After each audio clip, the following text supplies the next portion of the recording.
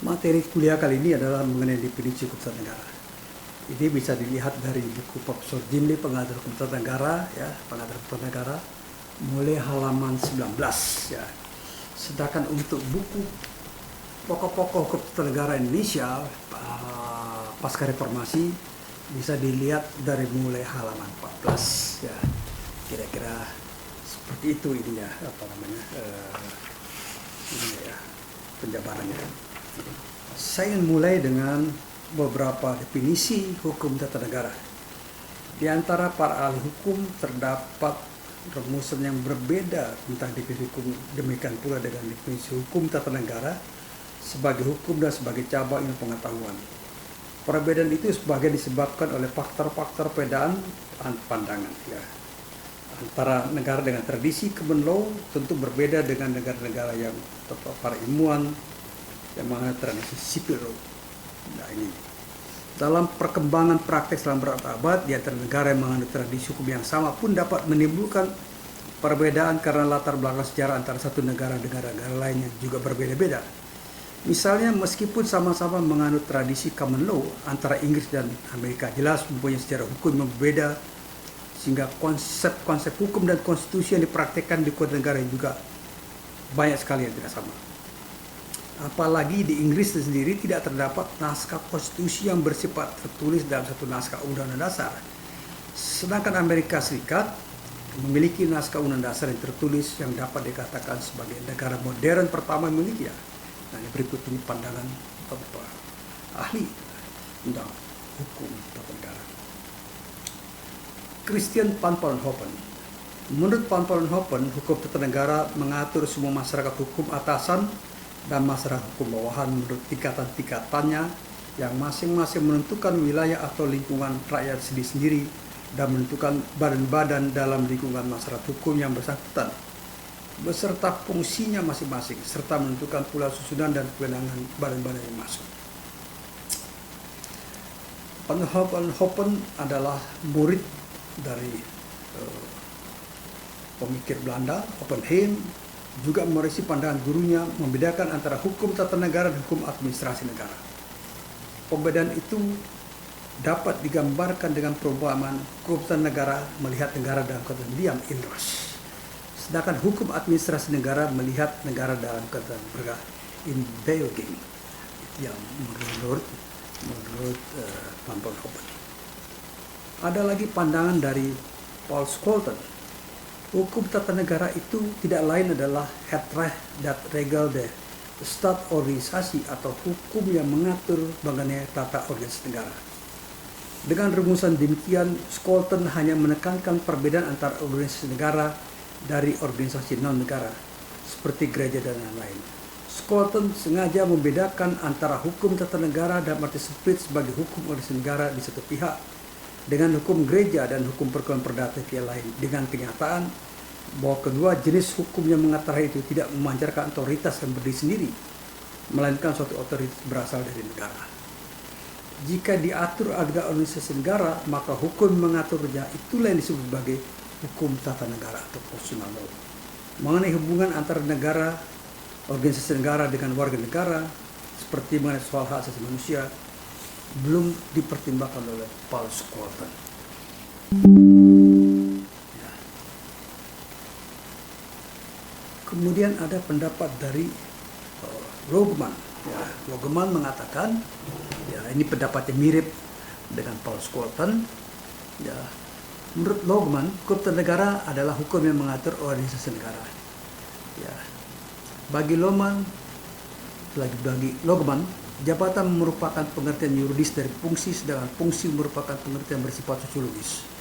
Oleh karena negara merupakan organisasi yang terdiri atas fungsi-fungsi dalam hubungan satu dengan yang lain maupun dalam keseluruhannya, maka dalam pengertian yuridis, negara merupakan organisasi jabatan yang disebut sebagai ambtenaar organisasi. Ya. Hukum tata negara sendiri menurut Logman meliputi baik personeer maupun gebiedleer, dan merupakan satu kategori yang bersifat historis, bukan kategori yang bersifat sistematis. Artinya ilmu hukum tata negara itu sendiri hanya berkaitan dengan persoalan negara sebagai gejala historis.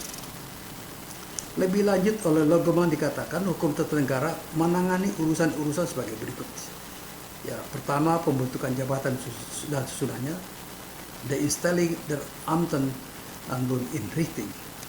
Dua, pengangkatan pemangku jabatan. Ya. Ketiga, kewajiban tugas yang terikat pada jabatan itu. Keempat, wibawa kewenangan hukum terikat pada jabatan. Lima, lingkungan daerah dan lingkaran personil nama tugas dan wewenang jabatan yang diikutinya. Keenam, hubungan kewenangan jabatan sama lain. Ya. Ketujuh, peran jabatan. Kedelapan, hubungan antara jabatan dengan pemangku jabatan. Ya, ada pendapat lain ya dari Van der Poot mengatakan hukum tata negara adalah peraturan-peraturan yang menentukan badan-badan yang diperlukan beserta kewenangan masing-masing, hubungan satu sama lain serta hubungan dengan individu negara dalam jabatannya. Pandangan Van der Poot ini mencakup pengertian luas, di samping mencakup soal hak asasi manusia, juga menjangkau berbagai aspek kegiatan negara dan warga negara yang dalam definisi sebelumnya dianggap sebagai objek kajian hukum administrasi negara. Kemudian ada pendapat dari Van Apeldoorn. Ya, Van Apeldoorn menyebut hukum tata negara perpasung recht sebagai staatsrecht dalam arti sempit. Sedangkan dalam arti luas, staatsrecht meliputi pula pengertian hukum administrasi, verwaltungsrecht atau administratif recht. Sebenarnya Van Apeldoorn sendiri tidak banyak membahas persoalan-persoalan berkenaan hukum tata negara, kecuali mengenai tugas dan kewenangan atau kewajiban dan hak-hak alat perangkat negara. Malah Van Apeldoorn tidak menyinggung sama sekali mengenai pentingnya persoalan keluarga negara dan hak asasi manusia. Ada pendapat lain dari McIver ya mengatakan hukum tata negara atau constitutional law adalah hukum yang mengatur negara, sedangkan hukum yang oleh negara dipergunakan untuk mengatur suatu selain negara disebut sebagai hukum biasa atau ordinary law. Menurut McIver, within the sphere of the state there are two kinds of law. There is the law which governs the state, and there is the law by means of which the state governs. The former is constitutional law. The latter we may, for the sake of distinction, call ordinary law. Bagi McIver ini, ya, hanya ada dua golongan hukum, yaitu hukum tata negara atau constitutional law dan hukum yang bukan hukum tata negara yang disebut sebagai ordinary law.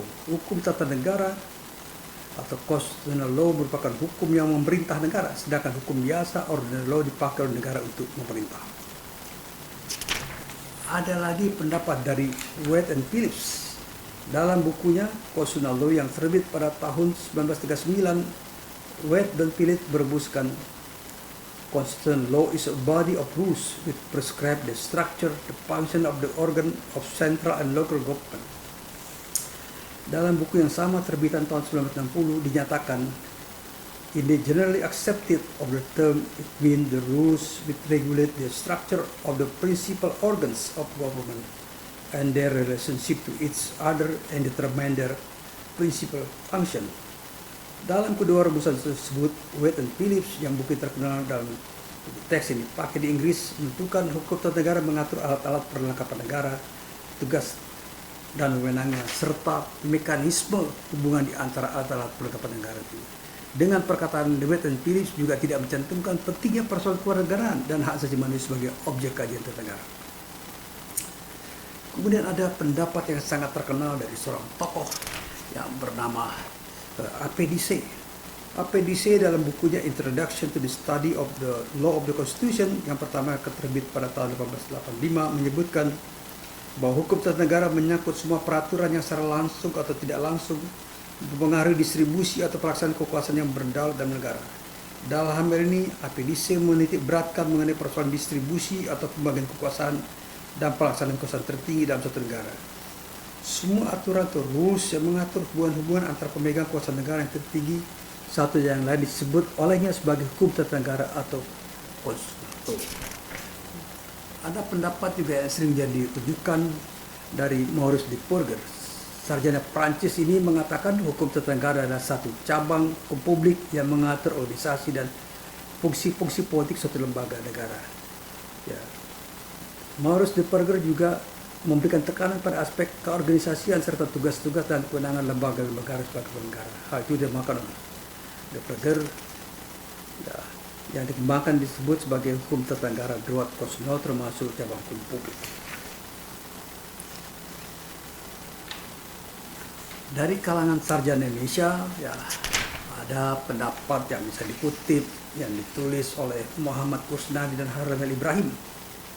Menurut Muhammad Kusnadi dan Harmil Ibrahim dalam bukunya Pengantar Hukum Tata Negara Indonesia dinyatakan bahwa hukum tata negara dapat dirumuskan sebagai sekumpulan peraturan hukum yang mengatur organisasi daripada negara, hubungan antar perlengkapan negara dalam garis vertikal dan horizontal, serta kedudukan warga negara dan hak asasi manusia. Dalam definisi kedua sarjana ini, bidang kajian hukum tata negara mencakup pula soal kedudukan warga negara dan hak asasinya. Menurut keduanya, warga negara merupakan salah satu unsur yang penting bagi berdiri negara. Oleh karena itu, di dalam hukum tata negara perlu dibahas tentang ajas-ajas dan syarat-syarat keluarga negara serta perlindungan diberikan kepadanya yang lazim disebut sebagai perlindungan negara. Dengan demikian, hukum tata negara tidak hanya mengatur kewenangan dan kewajiban alat pergaulan negara saya, tapi juga mengatur mengenai warga negara dan hak asasi warga negara. Setelah mempelajari rumusan-rumusan definisi tentang hukum tata negara dari berbagai sumber di atas, dapat diketahui bahwa di antara para ahli tidak terdapat kesatuan mengenai definisi tata negara. Dari pendapat beragam tersebut dapat disebutkan dikatakan sebagai berikut. Satu, hukum tata negara ilmu hukum yang termasuk dalam satu cabang ilmu hukum, yaitu hukum tata negara yang berada di ranah hukum publik. Definisi hukum tata negara telah dikembangkan oleh para ahli sehingga tidak hanya mencakup kajian mengenai organ negara, fungsi dan mekanisme antar organ negara, tapi juga mencakup persoalan yang terkait dengan mekanisme hubungan antar organ negara dan warga negara. Ya. Kemudian hukum negara tidak hanya mengenai reh atau hukum, apalagi hanya sebagai wet atau norma hukum tertulis, tapi juga ada lehre atau teori, sehingga pengertiannya mencakup apa yang disebut sebagai perpasung reh, hukum konstitusi, dan sekaligus perpasung lihre, teori konstitusi. Dan hukum tata negara dalam arti luas mencakup baik hukum yang mempelajari negara dalam keadaan diam, state in rush, ataupun mempelajari negara dalam keadaan bergerak, state in wagging. Oleh sebab itu, Profesor Jim Lee berpendapat ke dalam pengertian hukum negara harus dimasukkan pula faktor konstitusi sebagai objek kajian pokok. Konstitusi baik dalam arti material, formal, administratif, atau tekstual dalam arti collective minds, ataupun dalam arti civic behavior, realities adalah pusat perhatian yang sangat penting dalam hukum tata negara atau the study of the constitutional law. Konstitusi dijadikan objek kajian dapat mencakup tiga pengertian, yaitu konstitusi in material zin yang dikodifikasikan karena isinya misalnya berisi jaminan hak asasi manusia, bentuk negara, dan fungsi-fungsi budaya dan sebagainya. Dua, konstitusi informal zin yang dikodifikasi karena pembuatnya misalnya oleh MPR. Dan yang ketiga, konsiderable naskah groundwork sebagai gest-relevant dokumen misalnya harus diterbitkan dalam lembar negara supaya dapat menjadi bukti dan menjamin stabilitas atau kesalahan sistem rujukan. Di samping itu, konstitusi yang dijadikan objek kajian dapat berupa nilai-nilai, norma-norma yang terkandung dalam teks konstitusi sendiri, ataupun nilai-nilai norma hidup dalam kesadaran kognitif atau quality minds dan perilaku segenap warga negara, civic behaviors. Oleh karena itu, menurut pendapat Profesor Jim Lee, hukum tata negara telah diartikan sebagai hukum dan kenyataan praktik yang mengatur tentang pertama, nilai-nilai luhur dan cita-cita objektif rakyat suatu negara. Kedua, format kelembagaan organisasi negara. Ketiga, mekanisme hubungan antar lembaga negara. Dan empat, mekanisme hubungan antar lembaga negara dengan warga negara. Dengan demikian, ilmu hukum negara dapat dirumuskan sebagai cabang ilmu hukum yang mempelajari prinsip-prinsip dan norma-norma hukum yang tertuang secara tertulis maupun yang hidup dalam kenyataan praktek kenegaraan berkenaan dengan satu, ya, konstitusi yang berisi kesepakatan kolektif suatu komunitas rakyat mengenai cita-cita untuk hidup bersama dalam satu negara. Kedua, institusi-institusi kekuasaan negara beserta fungsi-fungsinya. Tiga, mekanisme hubungan antar institusi itu sendiri, serta empat, prinsip-prinsip hubungan antara institusi kekuasaan negara dan warga negara. Keempat, unsur dalam definisi hukum tata negara tersebut di atas pada pokoknya adalah hakikat konstitusi sendiri sebagai objek utama kajian hukum tata negara, konstitusional law. Karena pada dasarnya konstitusi bersifat satu, konsensus antara rakyat hidup bersama dalam satu komunitas bernegara dan komunitas kewarganegaraan. 2. Konsensus kolektif tentang format kelembagaan organisasi negara tersebut. Ketiga, konsensus kolektif tentang pola dan mekanisme hubungan antar institusi atau kelembagaan negara. Serta 4. Konsensus kolektif tentang prinsip-prinsip dan mekanisme hubungan antar lembaga negara tersebut dengan warga negara. Demikian kuliah kali ini, kita akan sambung pada kesempatan lain.